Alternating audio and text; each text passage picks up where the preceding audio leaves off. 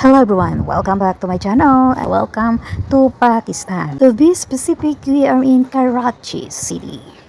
Para sa video sa araw na ito ay ipapakita ko naman sa inyo ang iba't ibang klase ng lentils or butong gulay. Nyo kasi dito sa Pakistan, okay lang na wala kang ulam na karne o isda o kahit na ano pa, basta may gulay kang katulad ng patatas, cauliflower, talong, marami pang iba pero napaka-common sa kanila yung patatas. Napakaraming paraan ng pagluluto nila ng patatas. At bukod nga dyan sa patatas ay ang dal. Dal is life. Kaya kahit na walang ulam, okay na basta may dal. Napakaraming klase ng dal o lentils dito sa Pakistan. At yan ang ipapakita ko sa inyo para malaman nyo rin kung magkano ba ang halaga ng mga lentils o dal na ito. Teres kasi naririnig ko o nababasa ko na sabi nila may dal ay okay na kaya pwede ka nang mabuhay dito sa Pakistan. Pero bago natin sabihin pwede na talaga ay alamin muna natin magkano ba o ano ba ang presyo ng mga dal na ito. Para masabi natin pwede na talaga at mabubuhay na tayo ng walang masyadong stress kumbaga. Kaya importante na malaman natin kung magkano ba ang presyo ng mga dal na ito. Kayang-kaya ba ito ng ating bulsa at talaga bang tayo ay mabubuhay na kung mayroon tayong dal sa mesa. Ito na nga ang mga presyo ng ating butong gulay. Una ay itong black mung. Isa ito sa aking paboritong dal. Sarap itong pang-ulam sa kanin. Doon na kapag hinaluan mo ng white beans o lubya. Ang presyo nito ay 477 rupees per kilo depende sa klase ng dal. Ito nga ang white beans o lubya ang tawag nila dito. Sa Pakistan, niluluto nila ito ng halo sa black beans at napakasarap, magugustuhan mo rin. Ang presyo nito ay 600 to 800 rupees per kilo. Ito naman ang yellow mung o yellow dal. Isa din ito sa mga paborito ko. Kung paano mo ito niluluto? Ito ay kadalasang niluluto ng mga Pakistani kasama ng orange or red dal. Makasarap din itong ulam sa kanin. Presyo nito ay 270 to 370 rupees per kilo.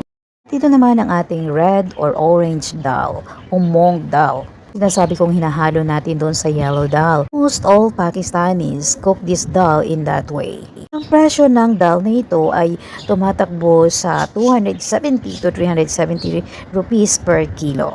Siyempre, depende pa rin sa klase ng dal. Mayroon kasing dal na hindi naman maganda kaya mas mura. At siyempre, kung pupunta ka sa mas maganda ay talagang mahal.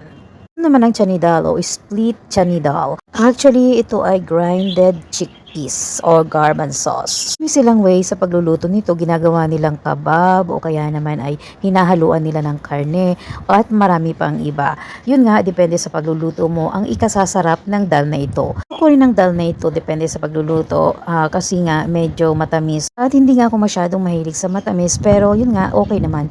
Masarap naman siya. Hindi lang talaga sa kung paano mo ito niluluto.